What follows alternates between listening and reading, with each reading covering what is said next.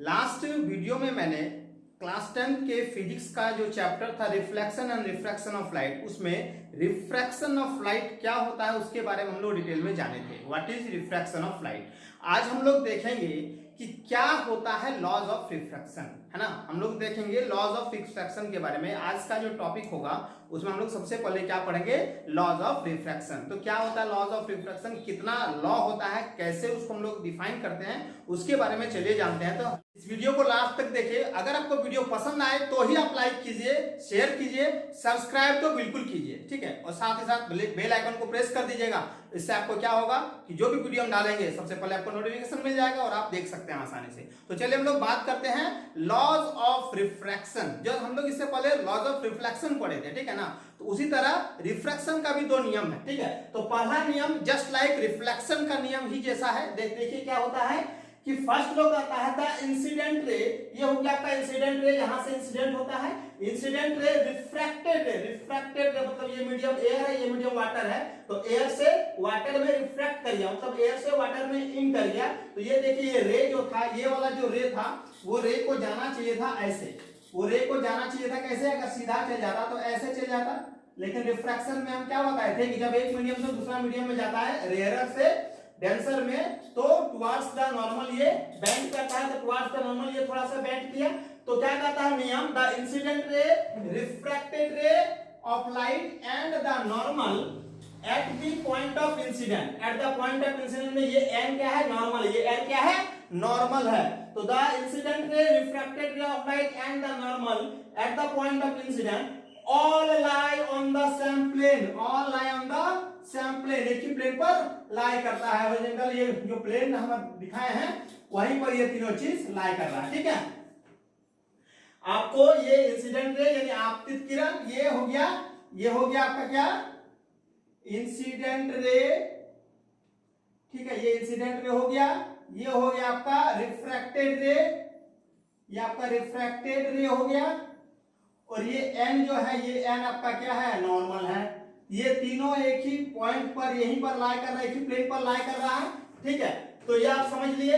उसके बाद देखिए यहाँ दो एंगल बनता है। वहां पर जैसे हम लोग रिफ्लेक्शन में एंगल ऑफ इंसिडेंस और एंगल ऑफ रिफ्लेक्शन पढ़े थे ना, तो यहाँ पर भी हमारा एंगल ऑफ इंसिडेंस और एंगल ऑफ रिफ्लेक्शन है। लेकिन हम लोग क्या पढ़े थे, लॉज ऑफ रिफ्लेक्शन में कि दोनों इक्वल होता है। लेकिन हमारा यहाँ क्या कहता है, यहाँ इक्वल नहीं कहता है। यहाँ सेकंड लॉ क्या कहता है, सेकंड लॉ कहता है the ratio of the sine theta cos theta आप ट्रिगोनोमेट्री में पढ़े होंगे, ठीक है।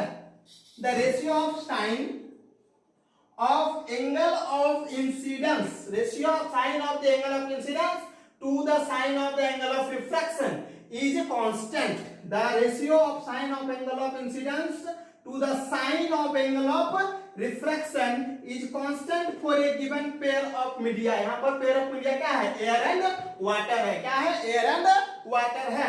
तो sin I by sin R equal to constant। अब एक चीज सबसे इंपॉर्टेंट चीज जो है ये VBI आप जान लीजिएगा, ये क्वेश्चन आपको एग्जाम में पूछेगा ही पूछेगा, है ना। इस कांस्टेंट को हम लोग क्या कहते हैं, तो that constant is called mu. इसका नाम है रिफ्रैक्टिव इंडेक्स। क्या नाम है इसका, रिफ्रैक्टिव इंडेक्स, ठीक है।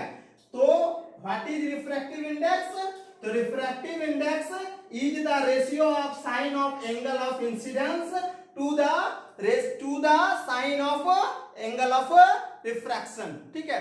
तो इसको हम लोग क्या कहते हैं, रिफ्रैक्टिव इंडेक्स कहते हैं। चलिए एक एग्जांपल लेते हैं। सपोज आई का मान लीजिए एयर है, तो एयर में आई का मान हम मान लीजिए एक सपोज करके ले लेते हैं आई इक्वल टू 37 डिग्री। आई कितना ले लेते हैं, 37 डिग्री ले लेते हैं। और आर का वैल्यू हम ले लेते हैं 24 डिग्री। कितना, 24 डिग्री। अब आप बोलिएगा सर ये 37 लिए, ये 24 क्यों लिए, तो देखिए एक रीजन है।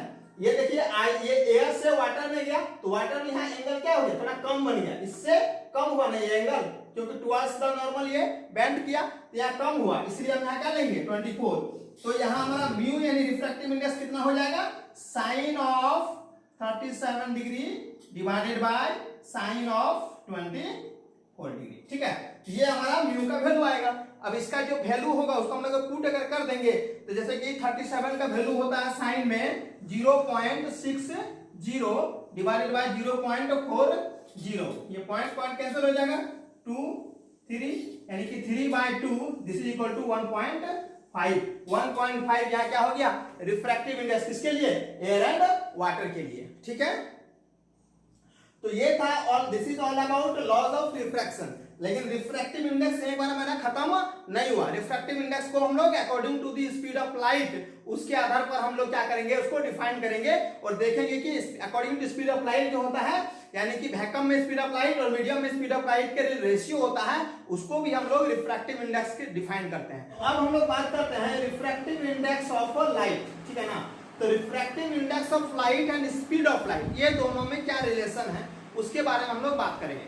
तो चलिए, स्पीड ऑफ लाइट के अनुसार रिफ्रैक्टिव इंडेक्स को हम लोग कैसे डिफाइन करेंगे, तो it is the ratio of speed of light in air और vacuum to the speed of light in the medium. किसी मीडियम का अगर हमको एयर के कंपैरिजन में निकालना हो रिफ्रैक्टिव इंडेक्स, तो क्या होता है, it is the ratio of speed of light in vacuum और air to the speed of light in a medium is called the refractive index of that medium। कोई मीडियम मान लीजिए कि ये क्या है, mu equal to speed of light in vacuum by speed of light in medium. अब इस medium में एयर के कंपैरिजन में अगर वाटर का निकालना है या एयर के कंपैरिजन में अगर ग्लास का निकालना है, जिसका निकालना है उसके अनुसार हम इसको कर देंगे। तो इस ये मीडियम मान लीजिए, इस मीडियम को हम लोग ग्लास ले लेते हैं या तो वाटर ले लेते हैं, क्या ले लेते हैं, इसको अगर वाटर ले लेते हैं तो क्योंकि लॉज ऑफ रिफ्रैक्शन हम बताए थे, तो हम वाटर लिए थे और एयर लिए थे। तो एयर में स्पीड ऑफ लाइट कितना होता है, 3 × 10⁸ मीटर पर सेकंड और वाटर में होता है 2.25 × 10⁸ मीटर पर सेकंड। तो ये दोनों हम लोग बैठाएंगे 3 × 10⁸ मीटर पर सेकंड डिवाइडेड बाय 2.25 × 10⁸ मीटर पर सेकंड। तो ये दोनों हमारा कैंसिल हो जाएगा, इसको हटा देंगे तो यहाँ पर क्या हो जाएगा, 100 हो जाएगा, है ना। अब उसको हम लोग जब भागा करेंगे, यानी कि 300 बाय 225, तो ये होगा मेरा 12, यहाँ हो जाएगा 9, काटेंगे तो यहाँ 3, यहाँ हो जाएगा 4, यानी कि 1.33। ये क्या हो गया, एयर के कंपैरिजन में वाटर का रिफ्रैक्टिव इंडेक्स 1.33, ठीक है। तो इस तरह से अगर वाटर के जगह पर हम लोग अगर यहाँ ग्लास लेंगे, क्या लेंगे, वाटर के जगह पर हम अगर ग्लास लेते हैं, अगर इस वाटर के जगह पर ग्लास ले लिए, मान लीजिए ग्लास ले लिए, ठीक है ना। तो ग्लास में स्पीड ऑफ लाइट कितना होता है, ऊपर ये एयर में होता है 3 × 10⁸ मीटर पर सेकंड और ये होता है 2 × 10⁸ मीटर पर सेकंड, ठीक है। तो ये 10⁸ कैंसिल, 3/2 मतलब क्या हो गया, 1.5। ये हो गया मेरा किसका, एयर के कंपैरिजन में ग्लास का रिफ्रैक्टिव इंडेक्स, ठीक है। ये सब थोड़ा थोड़ा याद भी रखना है और कैसे ये निकलता है इसको देख लीजिए। तो क्या करेंगे हम लोग, रिफ्रैक्टिव इंडेक्स जाने किसके बारे में, तो वो हम एयर और ग्लास का निकाले, एयर और किसका निकाले, वाटर का निकाले, ठीक है ना। अब हम लोग मान लीजिए 2 मीडियम है, एयर यहाँ नहीं है, अगर मान लीजिए वाटर एंड ग्लास है तो ग्लास एंड एयर है, तो कोई भी 2 मीडियम मान लीजिए है हमारे पास, ठीक है ना। तो वो 2 मीडियम में एक मीडियम से दूसरा मीडियम में मान लीजिए रे ऑफ लाइट जाता है, रे ऑफ लाइट जो है मीडियम 1 से मीडियम 2 में रिफ्रैक्ट करता है अगर, ठीक है ना। मीडियम 1 से ये बाउंड्री है मीडियम 1 और 2 का, यहाँ से रिफ्रैक्शन होता है, सॉरी अपवर्तन होता है। तो इसमें हम लोग मीडियम 2 का मीडियम 1 के कंपैरिजन में कैसे निकालेंगे रिफ्रैक्टिव इंडेक्स, तो उसको निकालने के लिए क्या करेंगे, तो मीडियम 1 से मीडियम 2 में जा रहा है रे ऑफ लाइट, तो क्या करेंगे कि mu equal to speed of light in medium 1 divided by speed of light in medium 2, यानी कि इस जो रिफ्रैक्टिव इंडेक्स ये होता है, इसको हम लोग बोलते हैं रिलेटिव रिफ्रैक्टिव इंडेक्स। एक के रिलेशन में दूसरा का रिफ्रैक्टिव इंडेक्स कैसा होता है, तो relative refractive index is equal to speed of light in medium 1 to the ratio of speed of light in medium. Refractive index को डिफाइन करना चाहेंगे, रिलेटिव रिफ्रैक्टिव इंडेक्स को अगर डिफाइन करना चाहेंगे तो कैसे डिफाइन करेंगे, it is the ratio of speed of light in medium 1 to the speed of light in medium 2, ठीक है। यानी कि 1 के कंपैरिजन में 2 का रिफ्रैक्टिव इंडेक्स, ठीक है, ऐसा लिखते हैं 1 mu 2 is equal to speed of light in medium 1, suppose that ये v है, तो v of 1 by v of 2, ठीक है ना। तो ये हमारा निकालने का तरीका होता है रिलेटिव रिफ्रैक्टिव इंडेक्स का। तो अब हम लोग रिलेटिव रिफ्रैक्टिव इंडेक्स बोलिए या रिफ्रैक्टिव इंडेक्स बोलिए या स्नेल्स लॉ बोलिए, ये सारा चीज हमको समझ में आ गया, ठीक है। Refractive index, laws of refraction के बारे में हम लोग जान गए। अब हम क्या करेंगे, तो रिफ्रैक्टिव इंडेक्स से रिलेटेड प्रॉब्लम देखेंगे कि कैसे प्रॉब्लम को सॉल्व करते हैं या कैसे फॉर्मूला होता है उसका, ठीक है ना। तो हम लोग सबसे पहले एक जाने थे, क्या जाने थे कि अगर हम लोग रिफ्रैक्टिव इंडेक्स को n से भी करते हैं और म्यू से भी करते हैं, हम म्यू किए हैं तो 1 कंपैरिजन 2, हम लोग क्या किए, speed of light in medium 1 bye speed of light in medium 2, ठीक है ना। लेकिन अगर ये मेरा रिफ्रैक्टिव इंडेक्स दिया हुआ है ना, तो यही अगर ऐसा दिया हुआ था कि 2 म्यू 1, मतलब क्या कि 2 के कंपैरिजन में 1 का रिफ्रैक्टिव इंडेक्स क्या होगा, तो वो क्या हो जाएगा, यानी कि ऊपर में V2 हो जाएगा डिवाइडेड बाय V1 हो जाएगा। तो इसको हम लोग क्या कर सकते हैं, इसको हम लोग कर सकते हैं ना, इसको कर सकते हैं इज इक्वल टू 1 बटा V1 बाय V2 कर सकते हैं। तो V1 बाय V2 मतलब क्या हुआ, mu of medium 2 in comparison to 1, यानी कि 1 बटा 1 म्यू 2, यानी कि 2 म्यू 1 बराबर क्या होगा, उसका इनवर्स हो जाएगा, यानी 1 बटा 1 म्यू 2, ठीक है ना। तो इस तरह के फार्मूला बेस्ड हम क्या बनाएंगे, क्वेश्चन भी बनाएंगे, ठीक है ना।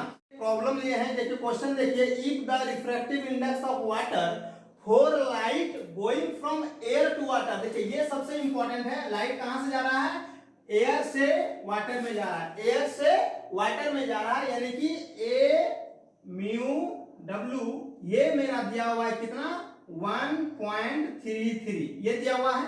अब कहता है find the refractive index for light growing from water to air. अब इसको उल्टा करना है, यहाँ वाटर लिखना है और यहाँ एयर लिखना है, ये हमको निकालना है। हम अभी फॉर्मूला क्या पढ़े थे कि 2 म्यू 1 इज इक्वल टू होता है 1 बटे 1 म्यू 2, ये होता है, ठीक है। तो उसी को हम लोग यहाँ पुट कर देंगे, ए म्यू डब्ल्यू बराबर दिया हुआ है, तो डब्ल्यू म्यू ए निकालना है, मतलब 1 बटा A mu W that is equal to 1 by 1.33, इसको हटा देंगे तो 00, यानी कि 100 बाय 133, इसको जब कैलकुलेट करेंगे तो आएगा 0.75, ये हमारा फाइनल हो गया क्या, डब्ल्यू म्यू ए, यानी कि refractive index for light going from water to air, water से एयर जाएगा तब।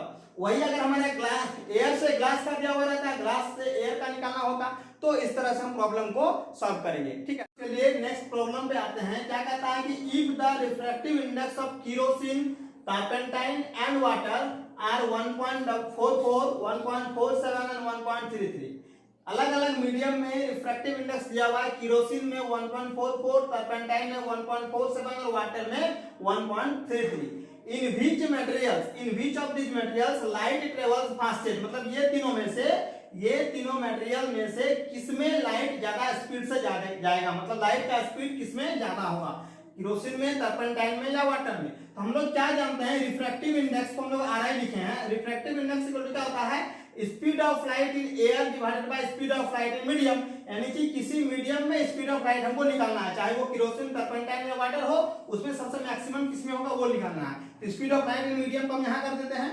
Speed of light in medium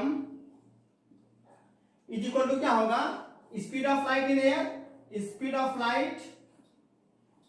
of light in air, ये मेरा ऊपर में था ही, अब क्या हो जाएगा, रिफ्रैक्टिव इंडेक्स नीचे आ जाएगा बटा refractive index of the medium, ठीक है, रिफ्रैक्टिव इंडेक्स ऑफ मीडियम ये होगा।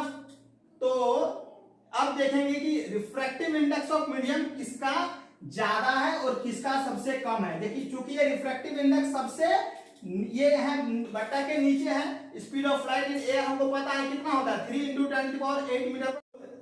रिफ्रैक्टिव इंडेक्स मतलब speed of light in air में जो स्पीड ऑफ लाइट होता है वो कांस्टेंट है हमारा 3 × 10⁸ मीटर पर सेकंड, ठीक है ना, इसमें तो चेंज होने वाला नहीं है। और divided by speed of light in medium, तो वो हमको निकालना है कि किस मीडियम में किसका ज्यादा होगा, लाइट ऑफ स्पीड है ना, तो divided by refractive index of medium. अब हम देखेंगे कि रिफ्रैक्टिव इंडेक्स कितना है, 1.44 है, 1.47 है और 1.33 है, मतलब जिसका रिफ्रैक्टिव इंडेक्स कम होगा उसका स्पीड ऑफ लाइट, उसमें स्पीड ऑफ लाइट क्या होगा, ज्यादा होगा।